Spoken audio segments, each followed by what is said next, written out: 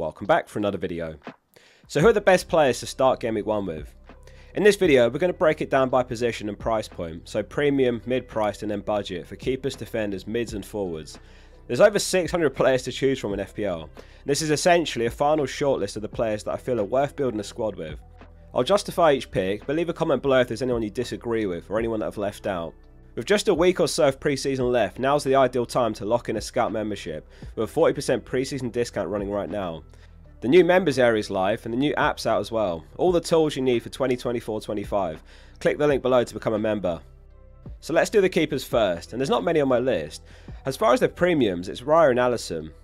In most seasons, I've nearly always avoided the premium keepers Game Week 1, but these are both excellent picks I feel. Arsenal comfortably the best defence last season with 18 clean sheets, next highest was 13.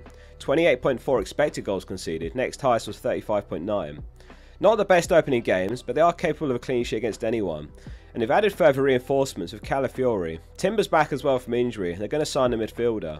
And then I've got Alisson because of Liverpool's irresistible opening fixtures. I think a double up with Trent's perfectly fine, and I've not ruled out having either of these in my Game Week 1 team. The only mid-priced keeper I've got here is Pope. I'm expecting a huge uptick in Newcastle's defence this season. Again, they've got players back from injury, and they're being strongly linked with Guehi. I think 5 mil is a great price for Pope. They've been given a 39.5% chance of a clean sheet Game Week 1, only Arsenal and Liverpool higher. I'm a bit unsure on Pickford, he's also 5 mil. They've lost a Nana in defensive mid. There's this possible contract issue with Branthwaite behind the scenes as well. I think I'd rather take Mykolenko for the 0.5 mil saving. The budget keepers then. The only two I've got here are Flecken and Henderson. Flecken's actually top of the 4.5 mil keepers for projected points over the opening 6 game weeks. If Guehi leaves Palace, that might reduce Henderson's appeal a bit. Though it's also worth pointing out that he was injured for a long stretch of last season and he did perfectly fine in his absence. They're in quite a unique position compared to most mid-table sides, as they've got 2 top keepers in Henderson and Johnston. My only concern is if they do start the season poorly, does he switch it up if Henderson doesn't impress? The appeal of Flecken is there's a guaranteed 4 mil backup in Valdemarsson, which the likes of Henderson and Sells don't give you. The Forest goalkeeper situation is less clear than Palace. There's Turner, Sells and Miguel that have all played in pre-season. Unless Nuno comes out with a clear statement which keeper's number 1, I'll be avoiding. My gut feeling is he'll start with Sells Game Week 1. I've shortlisted 4 premium defenders. Trent's my favourite of them all. Like a midfielder in terms of chances created, the occasional shot, and he still gets you clean sheet points. I can't see any 7 mil midfielders right now that score higher over the season, which is why I'm a huge fan of big at the back. Maybe Eze will, maybe one of the 6.5 mils do.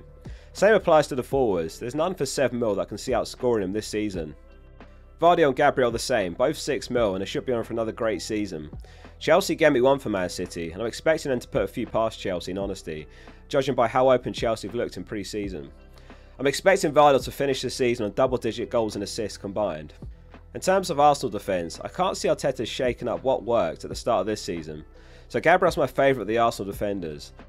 Though you could make the case for White for the extra 0.5 mil with that in mind, not likely to be rotated in my view. Lastly, Porro, who's one player not in my latest draft, but I'm desperate to try and find room for him. He shot more than any defender last season with 53 attempts, and he scored a couple of times in pre-season as well, including a screamer from outside the box against Bayern Munich, faces Leicester Game Week 1. Mid-price defenders are next. Munoz, the only 5 mil defender that's actually tempted me. He got 4 assists after he was pushed to wing back last season, in 12 appearances there. A pretty good block of opening fixtures with Brentford, West Ham, Chelsea and Leicester. I've got the 4.5 mil defenders under mid-price since this season we're spoiled with 4 mil defenders, so we'll give them their own category as the budget ones.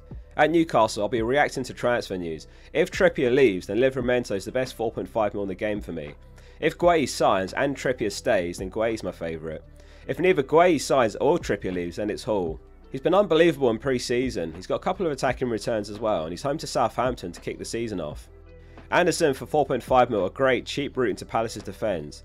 If Guehi does stay, I still prefer Anderson because he does have more potential for goals and assists, albeit not significant. If you end up with a Newcastle defender, Konsa rotates perfectly with them.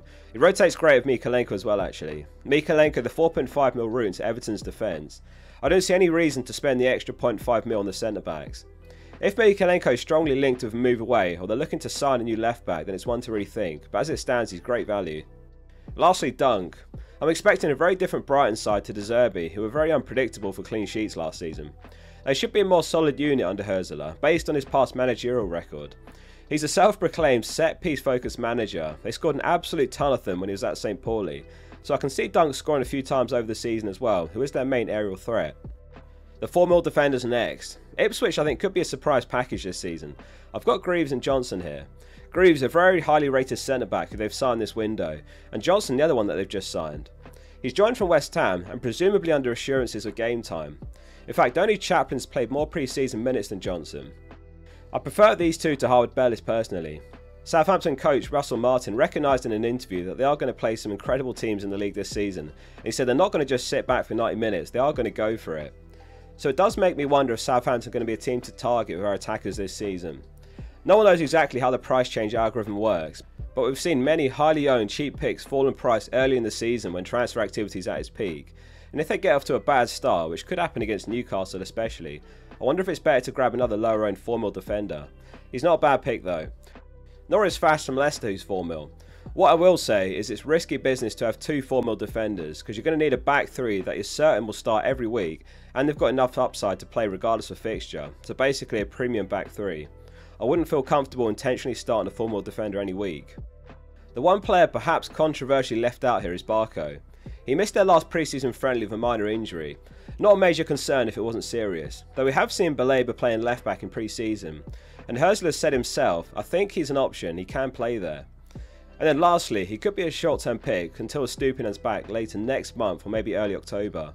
So that might only get you 4 or 5 game weeks, and then it's a player that could be dead rubber in your team. So I've left him out for the time being with that all in mind. If you're a Brighton fan, let us know in the comments what your thoughts are on the popular 4mm defender.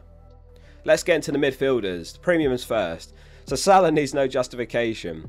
Some have argued that he's on a decline, but I don't see it personally. He's shown no signs of slowing down in pre-season, and he's reportedly setting the standard in Liverpool's grueling pre-season fitness tests. Saka's the other one that I'm finding very hard to overlook. Back in training since the weekend, getting better every season, on penalties, set pieces, and 2 home games in the opening 3. Exactly 110 minutes per expected goal involvement last season. Son's the one premium I'm least likely to have Game Week 1, but there's every chance that's a mistake. Unbelievably consistent, captaincy material Game Week 1 even against Leicester. If you want to go aggressive, you could start with Son and then sell him after Game Week 2 for Palmer or Saka, when Spurs have got Newcastle and Arsenal Game Week 3 and 4. De Bruyne's the last one, extremely under the radar pick. He's been back in training since last week. I think he's still got it. 4 goals, 10 assists in 17 games after he came back from injury last season. And Pep said that Foden won't play in pre-season or the Community Shield. Now we know what Pep's like, that doesn't completely rule out Foden starting Game Week 1, but it is a risk, whereas KDB is the safer route in Game Week 1, and I suppose you could even swap from one to the other if KDB fails to impress, which would be surprising. The markets have nudged KDB up slightly off the back of Alvarez leaving City as well. Onto the mid-price picks. For 8.5mm it's Bruno and Ødegaard. United's opening 4 reading Fulham, Brighton, Liverpool and Southampton, which isn't bad. Penalties, set pieces, everything goes for him. An average of 184 points the last 4 seasons, Bruno. Ødegaard should massively benefit from whoever they sign to play alongside him as a more defensive-minded player like Marino. 182 and 212 points the last 2 seasons. Bruno and Ødegaard very comparable for their expected goal involvement. Eze's been in most of my drafts, top class player, and hopefully they can keep hold of him. He has been rumoured with a couple of teams looking at him.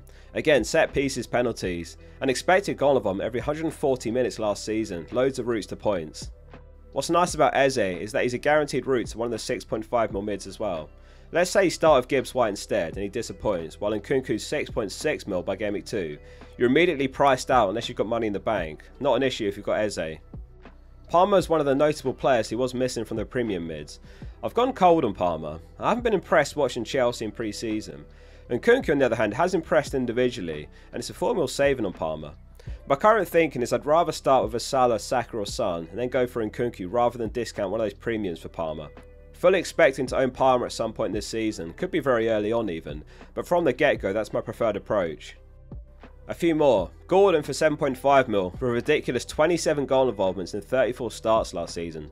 22 of those 27 returns came in home games. There was a clear trend there.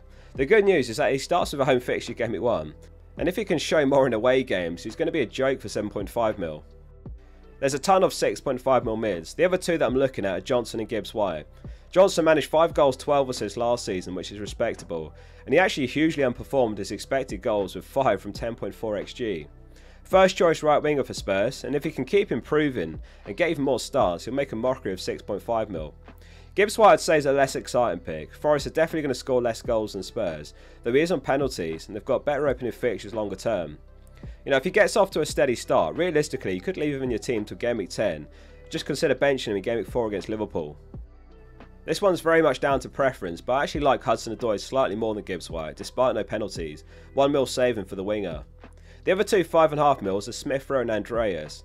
We saw Smith Rowe score off the bench on his Fulham debut against Sevilla, arriving late in the box as a cross came in. Andreas is on set pieces and likely penalties, which is why I still rate him as a pick. Great opening 4 fixtures for Fulham.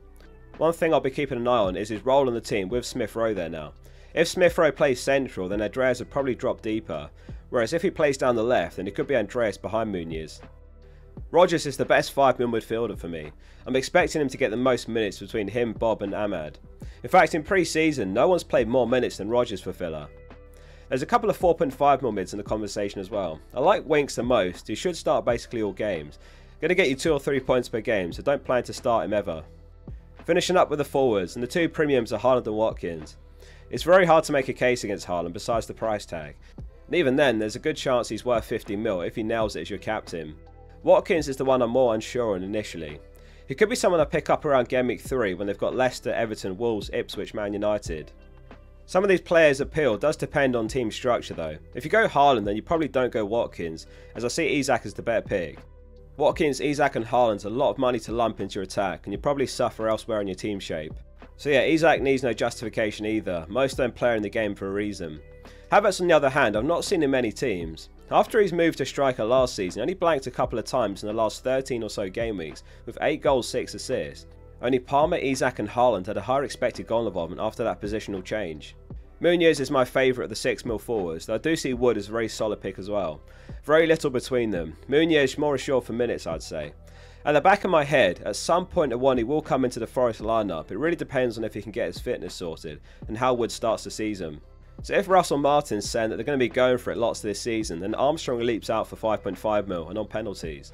Needs to step up after failing to impress in the Premier League before. I like him as a cheap forward to bench in game week 1 and then rotate him in when you need. There's no 4.5 mil forwards that are going to start. Perhaps anyway. Solanke's been strongly linked with a move to Spurs, so we might have a 4.5 mil forward in Jebison that could get some minutes initially. Unal's out injured with a toe injury still, so he could be the only recognised striker. I suppose Semenyo could start up top, and to be honest, they definitely buy a replacement. The other one's Cannon from Leicester. Vardy's 37 now, he's rarely going to make it to 90 minutes when he does get a start, and Daka's their other striker. Leicester may well sign another striker before the window closes though. Leicester fans generally feel that Daka's not cut out for the Premier League. Cannon at Leicester's 4.5 mil, and he's played minutes in every pre-season game. He's going to be the sort of player that comes off the bench now and then, if anything. Stewart from Southampton's the other 4.5 mil forward, but he's not played in pre-season at all. If this was helpful guidance, hit subscribe to support the channel. There's lots of great FPL content to come as we close in on Game Week 1. See you soon for the next one.